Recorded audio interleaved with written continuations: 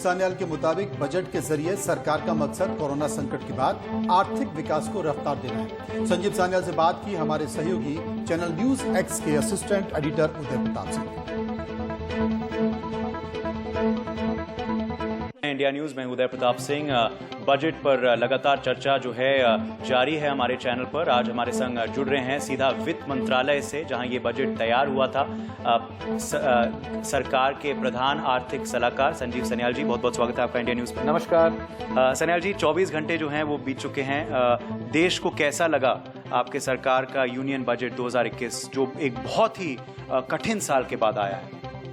आप सही कह रहे हैं, ये कठिन साल के बाद आया था, लेकिन जिस तरीके से इसका जो स्वागत किया गया है आम जनता से, बिजनेस कम्युनिटी से, मुझे लगता है कि शायद इसका काफ़ी लोगों ने इसका समर्थन किया है। आपको क्या लगता है कि बजट 2021 का फोकस एरिया, थ्रस्ट एरिया क्या था? देखिए, इसका जो ये लक्ष्य ये है कि हम चाहते थे कि एक साल जो इसमें अर्थव्यवस्था में जो मतलब गिरावट आई है उसको फिर से पूरा करें। अब ये जो गिरावट आई थी वो कोविड की वजह से थी।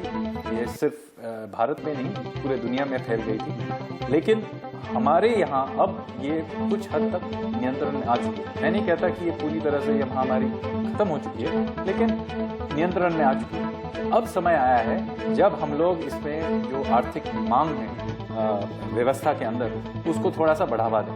तो उसको हम लोगों ने अब क्या किया है, हम लोग इंफ्रास्ट्रक्चर पे खर्च करके इसको हम लोग बुलंद करना चाहते हैं। तो यही इसका जो ये मोटा मोटी यही लक्ष्य है। जी, अगर हम बात करें कृषि क्षेत्र के बारे में, किसानों का मुद्दा सुर्खियों में रहा है काफ़ी दिनों से, तो क्या ये सरकार जो है वो कृषि क्षेत्र के लिए रिफॉर्म्स करने में अभी भी डटी हुई है? हम देख रहे हैं कि आलोचना आ रही है ऑपोजिशन की ओर से, मगर अगर कृषि क्षेत्र के बारे में बात करें, रिफॉर्म्स के बारे में बात करें और भी अनाउंसमेंट्स जो कल हुए हैं बजट में इस क्षेत्र के लिए, तो क्या आपको लगता है कि क्रांति लाएगी ये किसान क्षेत्र में, कृषि क्षेत्र में? देखिए, मैं राजनीतिक बहस पे मैं घुसना नहीं चाहता।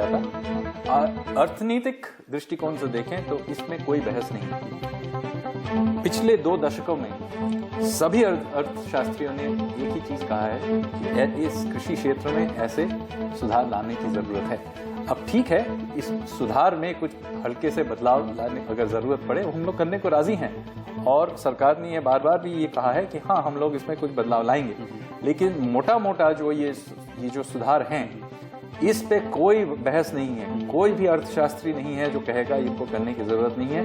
इन पे 2 दशकों से इस पे लोगों ने इकोनॉमिक सर्वे पे लिखा हुआ है, अखबारों में लिखा है, बहुत जगह। तो ये जो मुद्दा है, ये बहुत लोगों ने बहुत सालों से इस पे भार दिया है, और हमने ये कर दिया भी। आप देखिए, 1-2 राज्यों के अलावा ज़्यादातर देश के जो राज्य हैं उनमें तो समर्थन ही मिला है। हमारा जो ये लक्ष्य था इस बजट में कि इसी में हम लोग थोड़ा सा अर्थव्यवस्था में रफ्तार बढ़ाएं।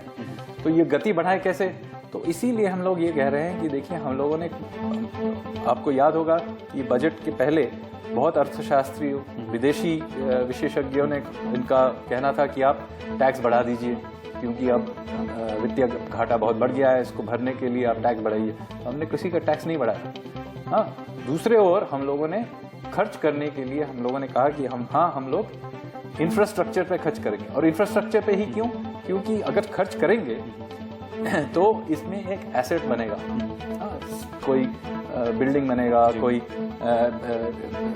पुल बनेगा, कहीं रेलवे में कुछ लाइन बचेंगे, तो ये इससे क्या होगा, एसेट बनेंगे। तो हम लोग ऐसे ही जाके कहीं बिखर के कहीं भी ऐसे खर्च कर रहे हैं, ऐसा नहीं है। हम सोच समझ के खर्च कर रहे हैं उन चीजों पे जहां एक एसेट खड़ा हो सके। तो यही हमारा ये लक्ष्य है। और जब ये करेंगे, इस पे खर्च होगा, क्या होगा, तब सीमेंट, स्टील, इंजीनियर, ट्रैक्टर इत्यादि के लिए इसमें मांग बढ़ेगा। इस मांग में क्या होगा, इनको बनाने के लिए लोगों को नौकरियां दी जाएंगी।